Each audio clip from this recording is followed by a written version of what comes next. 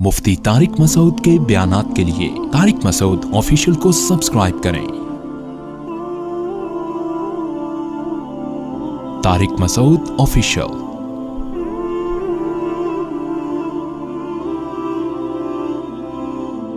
देखो, दुनिया में सारी चाहतें किसी की भी पूरी नहीं होती। ये तो हो ही नहीं सकता कि आप जो चाहें वो हो जाए। लोग वजीर आजम बनते हैं, जेल में चले जाते हैं। हकीकत है ये। कहां कहां इंसान पहुंचता है, फांसी के फंदों पे लटक जाते हैं और मालूम नहीं क्या क्या होता है। तो सारी चाहतें नहीं पूरी होने वाली हैं आपकी।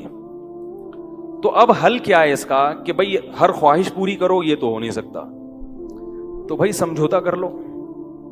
क्या ख्याल है?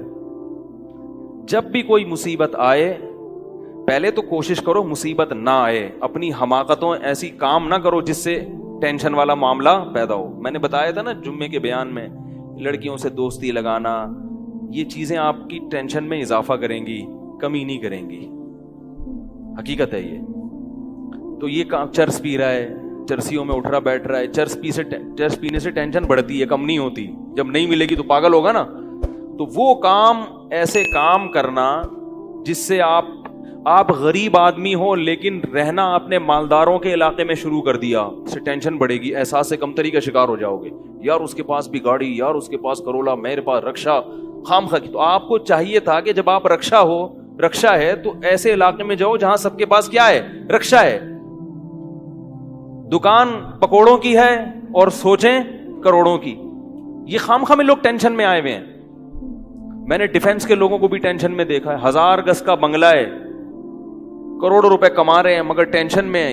ये मैं हवाई बातें नहीं कर रहा। लोग आते हैं क्यों टेंशन में कि पड़ोसी के पास उससे भी ज्यादा है।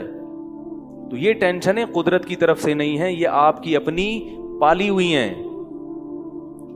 तो नबी हदीस में नबी सल्लल्लाहु अलैहि वसल्लम ने फरमाया, दुनिया में हमेशा अपने से कमतर को देखो। यार मेरे पास रक्षा है और फला आदमी किस्तों पे भी रक्षा खरीदने की सलाहियत नहीं रखता। सड़कों पे, फुटपाथों पे पड़े हुए हैं। 3-4 दिन पहले सदर गया मैं तो देखा फुटपाथ पे लोग पड़े हुए हैं। मैंने कहा यार ये भी लोग हैं, ना घर है ना बाल बच्चे। एक कंवारे का फोन आया, ऐसे जैसे वो नहीं होती, क्या बोलूं मैं, ऐसे तंज कर रहा था, कह रहे यार कोई रिश्ता ही नहीं देता, ये जिंदगी कोई जिंदगी है। तो मैंने सोचा, मैंने कहा देखो वो जो सदर में फुटपाथ पे पड़े हुए हैं ना, उनको कोई देगा रिश्ता? मैंने कहा तुम्हें अब्बा ने घर में रखा हुआ है, रोटी पानी पंखा सब मिल रहा है, दुआ करते हैं अल्लाह कोई इंतजाम कर दे। नहीं कर रहे तो उन लोगों को देखो जिनको रोटी पानी भी नहीं मिल रहा। तो अपने से कमतर को देखा जाए दुनिया के मामले में, इससे आप एहसास कमतरी का शिकार नहीं होंगे। तो टेंशन खत्म करने की एक बहुत बड़ी जरिया यह है कि अगर फिर भी कोई मुसीबत आ गई तो तकदीर का सोचा जाए कि जो चीज मुकद्दर में है वो टल नहीं सकती। और दुनिया मुसाफिर खाना है, यहां अगर टेंशन है तो वो भी आरजी, यहां की खुशी भी आरजी। एक आदमी के बच्चे बिछड़ गए, तलाक हुई मियां बीवी में, बीवी बच्चों को लेके फरार। अब वो मेरे पास आया, ऐसे बेचारा, जाहिर है बच्चे तो याद आते हैं, ऐसे उसकी हालत खराब, स्ट्रेस। तो मैंने कहा केस करो अदालत में। कह रहे अदालत में केस से कोई फायदा नहीं है, नहीं मिलेंगे बच्चे। बहुत मैंने हल बताए, ये कर लो, तमाम हल नाकाम। मैंने कहा फिर यूं करो। क्या करो? मिट्टी डाल। मैंने कहा डॉक्टर आफिया सिद्दीका का सोचो, वो औरत है, जेल में है, अपने बच्चों से दूर है, मजीद औलाद भी नहीं हो सकते उसके। तो मैंने कहा तुम्हारा, अगर तुम्हें जेल में डाल दिया जाए ना अभी, तो तुम कहोगे चलो बच्चे ना मिले लेकिन जेल से तो बाहर आऊं, यही सोचोगे ना। उसका सोचो कि वो एक औरत जात है, कई सालों से जेल के अंदर पड़ी हुई है, और औरत के लिए बच्चों से जुदाई वो बहुत ज्यादा मुश्किल है। मर्द तो बर्दाश्त कर लेता है। तो मैंने कहा अब जो चीज बस में नहीं है उस पे गम करना फजूल, मिट्टी डालो ऐसे और शादी करो और मजीद नए बच्चे पैदा करो। जब इधर दूसरी औलाद आएगी तो उधर से जहन आपका हट जाएगा। कहते हैं लोग ताने देंगे, बच्चों को भूल गया। मैंने कहा लोगों के पास फालतू टाइम बहुत है, ठीक है ना, वो ताने देते रहेंगे, لوگوں کے تانوں کی پرواہ مت. جب ایک چیز آپ کے بس میں نہیں ہے تو اس پہ سوچنا کیسا. یہ بھی ایک بہت بڑا نسخہ ہے سکون کا کہ جو چیز آپ کے اختیار میں نہیں ہے اس کے بارے میں سوچنا بند کر دو. دیکھو نوح علیہ الصلوۃ والسلام اپنے بیٹے کی ساری زندگی تربیت کرتے رہے مگر وہ کافر نکلا. آخری وقت میں نوح علیہ السلام کو اپنے بیٹے پر کتنا پیار آیا کہ میری کشتی میں سوار ہو جا. بیٹا کہتا ہے سآوی الی جبل یعصمنی من الماء, میں پہاڑ پہ چڑھ جاؤں گا جو مجھے پانی سے بچا لے گا. پیغمبر کو اپنی اولاد سے بہت محبت ہوتی ہے, بہت زیادہ ہے. جیسے یعقوب علیہ السلام کو تھی نا اپنے بیٹے سے. کتنا درد ہوگا اس وقت نوح علیہ السلام کے دل میں, کیسے تڑپ رہے ہوں گے. لیکن بیٹا باز نہ آیا. وحال بینہم الموج فکان من المغرقین, ایک موج آئی اور اس کو غرق کر دیا. نوح علیہ السلام نے اللہ سے دعا مانگی ان ابنی من اہلی, اے اللہ میرا بیٹا میرے اہل و عیال میں سے ہے, تو نے تو وعدہ کیا تھا تو میرے اہل و عیال کا خیال کرے گا. اللہ نے کیا فرمایا انہ لیس من اہلک, یہ تیرے اہل میں سے نہیں ہے, اس کا عمل ٹھیک نہیں ہے. فلا تسألنی ما لیس لک بہ علم, دوبارہ یہ سوال مجھ سے مت کرنا.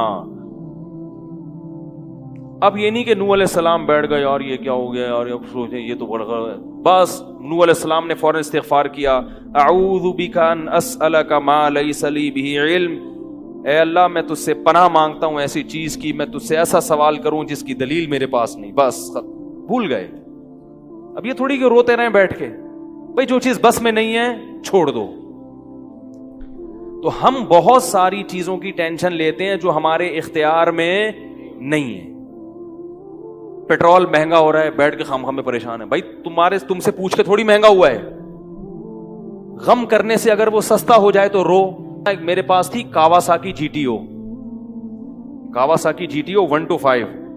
آپ کو پتا ہے کیا بائک تھی وہ, ہم نے بھی بڑے شوق پالے ہیں ایک زمانے میں. میں اس میں پیٹرول ٹھیک ٹھاک ڈلتا تھا. اب جب پیٹرول مہنگا ہوتا تو سب سے زیادہ متاثر میں ہوتا تھا اس سے. 50 والوں کو کچھ نہیں ہوتا تھا. تو میں ایک دفعہ پیٹرول پمپ گیا, میں نے پیٹرول ڈلوایا اس میں, تو اس نے کہا وہ 5 روپے پر لیٹر بڑھ گیا ہے. مجھے بڑا غصہ آیا. میں نے ساتھ والے سے کہا, میں نے کہا یار یہ کیا مذاق ہے یار, ہر تھوڑے دن کے بعد 5 روپے بڑھ رہا ہے, تو آپ کو غصہ نہیں آیا؟ اس نے کہا صرف میرے لیے تھوڑی بڑھ رہا ہے, پوری قوم کے لیے بڑھ رہا ہے نا. تو مجھے اس کی بات بڑی اچھی لگی. اس نے کہا میرے اکیلے کے لیے بڑھے تو مجھے غصہ ہے, سب کے لیے بڑھ رہا ہے تو چلو ٹھیک ہے. اس دن کے بعد سے اب تک پیٹرول بڑھنے پر مجھے غصہ نہیں آیا. میں یہی کہتا ہوں یار مجھے ٹینشن لینے سے کیا ملے گا. 100 روپے لیٹر بڑھ جائے, زیادہ زیادہ یہ ہوگا, بہت زیادہ بڑھے گا تو گاڑی بیچ دو. بھائی نہیں ہمارے کنٹرول سے باہر ہو گئی ہے, گاڑی بیچ دو, دوبارہ آ جاؤ, ٹیکسی پہ آ جاؤ, پھر بھی ہے تو پھر رکشے پہ آ جاؤ, پھر چنچی پہ آ جاؤ, پھر پیدل ہو جاؤ. جو چیز اختیار میں نہیں ہے اس کی ٹینشن لینا حماقت ہے. بات آ رہی ہے سمجھ میں؟ اسی طرح یاد رکھو اولاد کی تربیت کا معاملہ ہے. ہمارے ہاں جو لوگ نئے نئے دیندار بنتے ہیں یا پرانے بھی, وہ چاہتے ہیں میرا گھر 100% خلفائے راشدین جیسا بن جائے, جبکہ بیگم پہ کنٹرول نہیں ہوتا, وہ الگ سمت میں جا رہی ہوتی ہے. اب آپ نے ڈنڈا چلانا شروع کر دیا, بچے باغی ہونا شروع. وہ بجائے دین پہ آنے کے ابا کو مکھنچو سمجھنا شروع کر دیتے ہیں اور بغاوت پھیلتی ہے. تو بھائی آپ اعتدال سے تربیت کی کوشش کرو. ہو گئی ٹھیک ہے, نہیں ہوئی ہم سے نہیں سوال ہوگا, ہم جو کر سکتے تھے ہم نے کر لیا. تو ہم نے نا بہت ساری چیزیں, یہ ہو رہا ہے معاشرے میں غلط, یہ ہو رہا ہے, وہ والے وہ جماعت کیوں آ گئی, وہ جماعت کیوں آ گئی, وہ فلاں فرقہ کیوں بڑھ رہا ہے, یہ والے کی کم ہو رہے ہیں, وہ زور سے آمین کیوں کہہ رہے ہیں, وہ آہستہ آمین کیوں کہہ رہے ہیں, ٹھیک ہے نا, وہ رفع الیدین کیوں کر رہا ہے, وہ رفع کیوں نہیں کر رہا. میرا ایک اصول ہے, میں جب کسی ٹاپک پر بیان کرتا ہوں تو مجھے جب بھی کوئی ایسے اختلافی مسائل پر بیان ہوتا ہے نا, تو اکثر لوگوں کے پھر واٹس ایپ پہ میسج آنا شروع ہوتے ہیں, آپ نے جو یہ بیان کیا اس میں یہ والی بات, حالانکہ اس بات کا جواب اس میں موجود ہوتا ہے. تو میں پھر مزید جواب نہیں دیتا, میں کہتا ہوں پورا بیان سنیں. وہ پھر جواب بھیجتے ہیں کہ ہم نے پورا بیان سنا ہے. میں کہتا ہوں دوبارہ سنیں.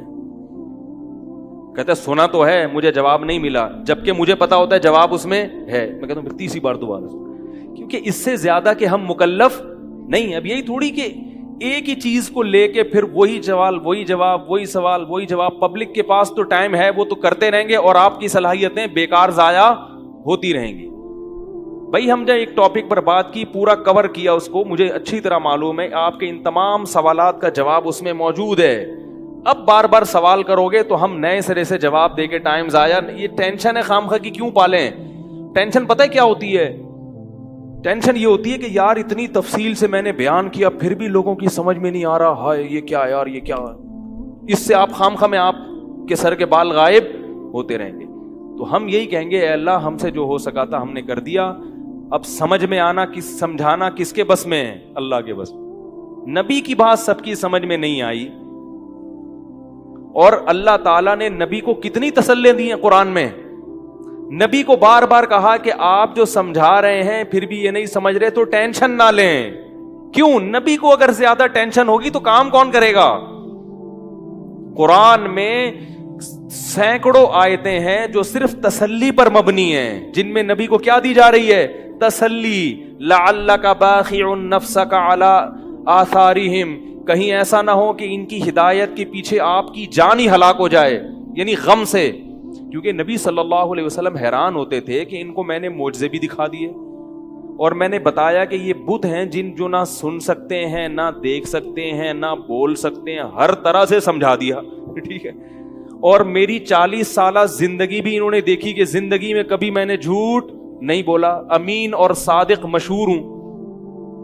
اور یہ پیغمبروں کا انتظار بھی کر رہے تھے کہ ایک نبی آنے والا ہے.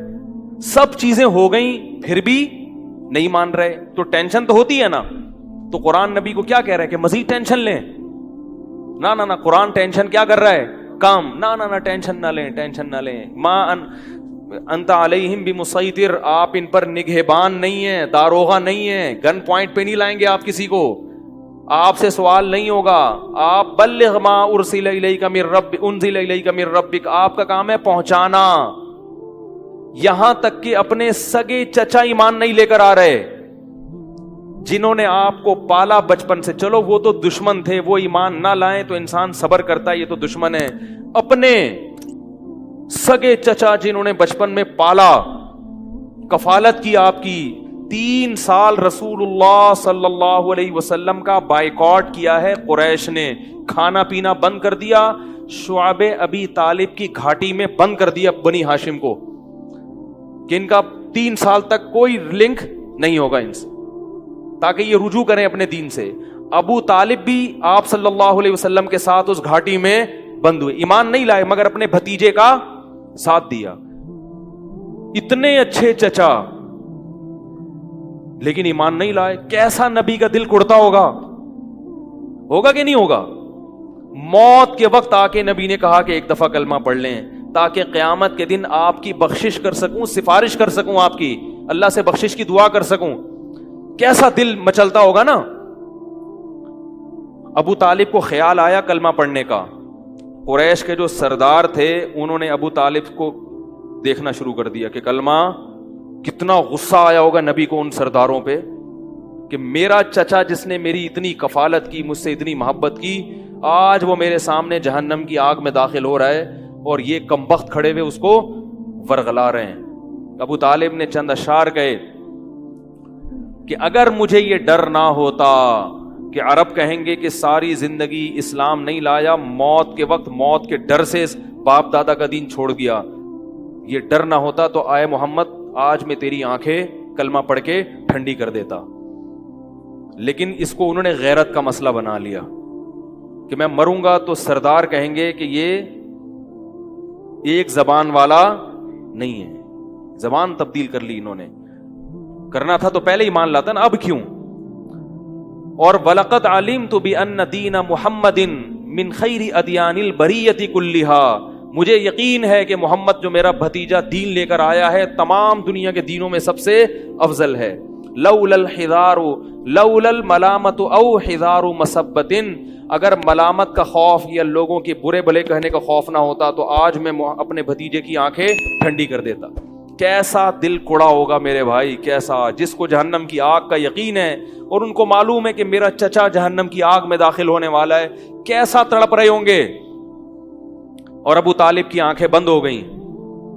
نبی صلی اللہ علیہ وسلم اتنے غمزدہ ہوئے. اللہ نے پھر کیا دی؟